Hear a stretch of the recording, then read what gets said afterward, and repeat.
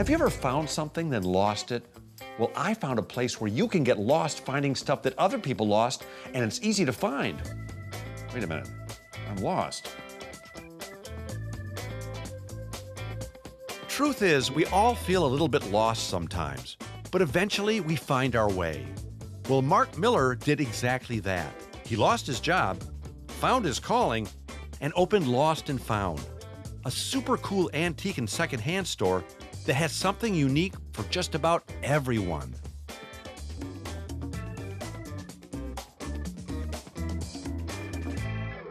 Where do guys like you come from? I mean, you walk into this place and I don't want to buy anything because everything is so perfectly placed. Well, we work hard at it. I can't tell you exactly where that comes from. And another thing I love is there's space here. Things aren't piled on top of each other, so there's room to actually step back and see what you're looking at. That's totally by design. That is our concept, is that we want you to be able to see how it would fit in your house. And a lot of when they squish it together, the husbands do not like to come in. Here they're pretty comfortable.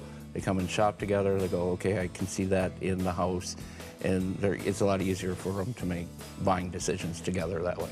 Where do you find all this incredible stuff? We do a lot of traveling locally because we're such a furniture capital of the world. At one point, we have a lot of product that's still locally available. You know, you might walk into a local church and they have 100 Herman Miller shell chairs that people would be looking for. Anywhere else in the world, we go, what are you talking about? It's kind of a common occurrence around here still. Well, the building that you're in is pretty historic, right? This used to be a furniture. It was originally built as the Sly Furniture Company. They made a lot of partner sort of desks and very office-y related leather tops, and they left the area in the 30s during the first Great Depression. Unbelievable amount of cool furniture in here, and what I love about it is your prices are really reasonable. Don't tell anyone. I'm not going to tell anybody that because I'm going to come back here with my wife. I'm going to buy some of this stuff. Perfect.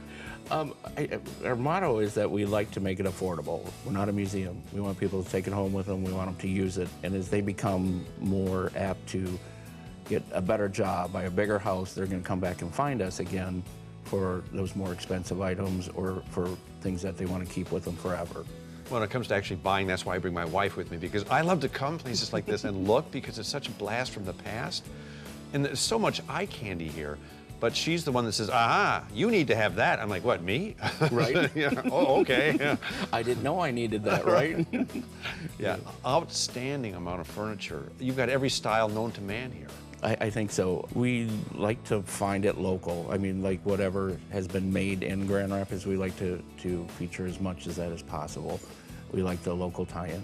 Well, I never know what to call a place like this because it's not just an antique store, because you have some new stuff too. Right. And you kind of started a movement of places like this, haven't you? I think we were the first one on the block to try it in town, and it definitely seems to have caught on. I feel like the old style antique shop is a way of the past. It has to be usable, it has to be practical.